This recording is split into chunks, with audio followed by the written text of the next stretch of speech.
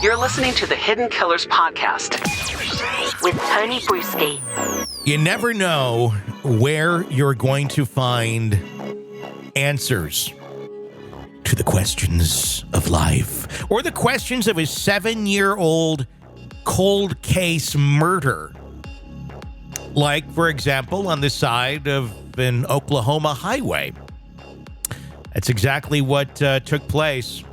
A routine welfare check in Oklahoma took a dark and unexpected twist when a man sitting on the side of the highway confessed to a chilling crime that had remained unsolved for over 7 years. Joseph Tyler Beck, who's 28, shocked law enforcement officials last week when, without provocation, he admitted to choking 19-year-old Jennifer Kyli Molloy to death inside her apartment near the University of Central Oklahoma on October 5th of 2016. According to police reports, Beck's confession came during a conversation with a state trooper who was responding to a report of a man on the highway. Dressed in a Super Mario t-shirt, Beck voluntarily divulged details of his involvement in the 2016 Edmond death. Quote, the things he was saying added up to our investigation, stated Emily Ward, a spokesperson for the Edmond Police Department during an interview with News 9. Beck allegedly confessed that he had known Molloy and had been attracted to her. His intention that fateful night was reportedly to rape her. Because when you're attracted to someone, that's always the next natural thing you go to. Rape. Jesus. When she asked him to leave, he became enraged and proceeded to choke her until she died. Not very good rejection skills there, or coping skills. From Molloy's family, the revelation brought shock and devastation. They expressed disbelief that Beck, whom they had known for decades and who had recently attempted to make plans with him, could commit such a heinous act. Growing up with Joseph, he was the nicest guy. He was the sweetest guy, remarked Christina Stanfield, Molloy's sister, in an interview. Quote, you would never think anything ill-mannered for him. And to know this happened and that he did this over something so stupid. Despite their grief, Molloy's family expressed relief that Beck had been arrested and charged with first-degree murder. However, they lamented the years of uncertainty and the toll that had taken on them, saying, quote, it's been a long 7.5 years, said John Molloy, the victim's father. I've been waiting on this for a long, long time, and I never really thought it would happen.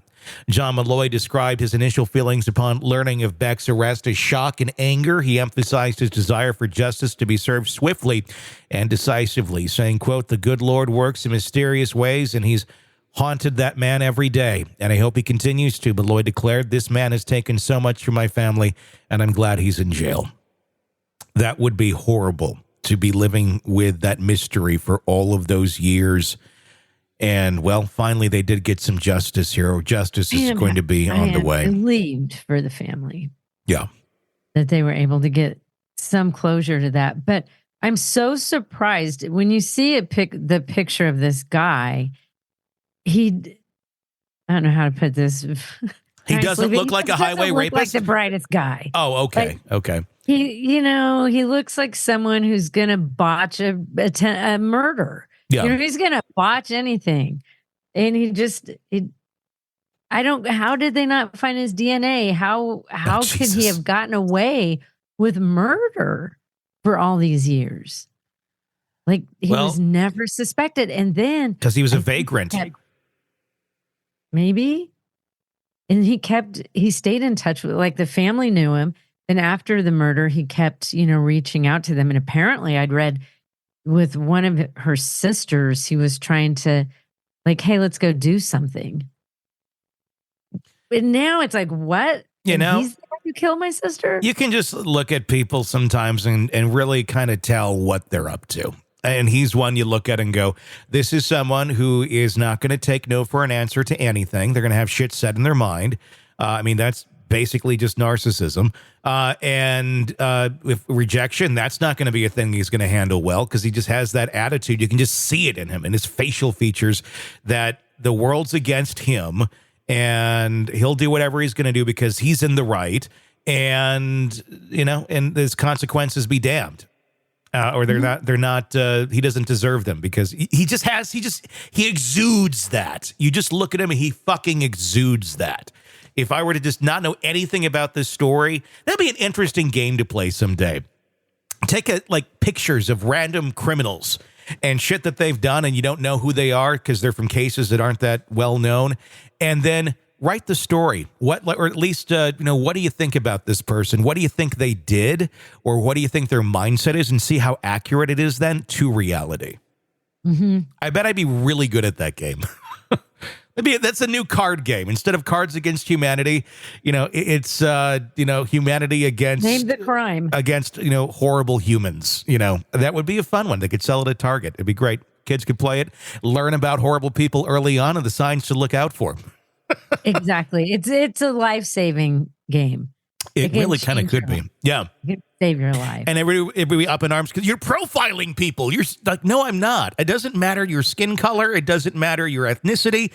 It's all in your demeanor. That's all you're looking at is the demeanor of these people and how well kept they are. That's another big sign usually as well. And this guy looks very much like, exactly what I just described and exactly what he is. I don't get how he murdered her and nothing led to him. Because there are people who are pretty good at stuff, and it takes them years to get caught or they get caught right away. How's this guy? If he didn't really have... so under the radar. If he didn't have much of a relationship with her at all to begin with, other than he thought she was attractive and then his next move was, I'm going to rape her. I mean, obviously, there's nothing going through his mind that anyone would be remotely interested in him as a human being. So his only chance to perform that act is through rape. It's quite disturbing. But I can see someone like this just looking at him that's exactly where his mind probably went to, and it's not shocking. But he's another monster among us. And they're out there and they're everywhere. I wonder sometimes. I mean, there's a lot of reasons why people are homeless. And I know it's not the right term anymore. I don't even know, like housing deprived or whatever. What the fuck ever. It's called homeless, and it's that for a reason. And I do wonder sometimes about people, some of the people that are mixed up in that, where there's these sort of folks, the ones that have been part of a horrible crime and it's a cold case, and they literally go off the radar that way. Came up with a new name, go live that way.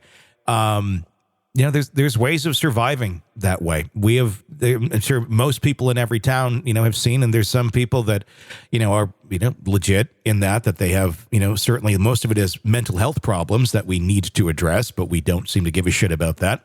But at the same point, that's a great place to hide as well in that community, if you will, if you are someone that is guilty of a horrible crime, because a lot of people aren't going to be even going in there to talk to you or look at you. You're going to blend in with everybody else amongst the sea of those individuals.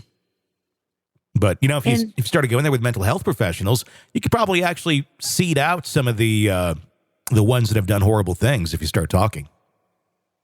I just think if this guy wouldn't have, I'm going to guess he had some kind of breakdown, which led him to being on a highway and people calling in, and the cops just show up because they think they're going to help this guy because he's having some mental health crisis. Yeah.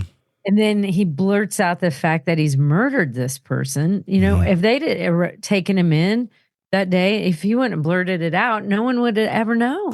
It's kind of a shame I'm glad he did. That once he blurted it out, like a semi didn't accidentally just clip him off right there immediately after. Hey, we found the killer. Boom, he's gone. Like, oh no. The only good thing in this is the family gets some closure. I completely agree there. And he's off the streets, because it makes you wonder, did he rape somebody else? I'd put money on it. Did he just one day attempt to rape someone and it didn't go well, never did it again? I don't think that's something that happens. That's not something that happens in a vacuum. If that's your MO, and like it said, he found her attractive and it went right to rape. It didn't go to I want to ask her out for coffee. I want to go to a movie. I want to just hang out and talk. No, rape is like this is clearly a very unhealthy human being. Dangerous. He showed up at her apartment. Yeah. And he was like, I'd really like to date you. And she's like, that's not happening. Yeah. Sorry. You're going to have to go. It probably got awkward. And then that's when, Yep. God, I feel so bad for that family. But at least he's going to be locked up. They got closure that they likely otherwise wouldn't have gotten, because I can't imagine he would have survived a whole lot longer out in the wild. Just looking at him, he probably would have gotten hit by something, or a drug overdose, or killed by wronging somebody. So they got their answer. And I think at the end of the day, that's the best part of this story. Want to listen ad-free? Want advanced access to all of our interviews before anyone else? Become a True Crime Today Premium Plus subscriber on Apple Podcasts. You get every episode commercial-free. So you can binge on true crime until you can binge no more. Search True Crime Today Premium Plus on Apple Podcasts now, or go to our podcast page and sign up now. More of the Hidden Killers podcast next.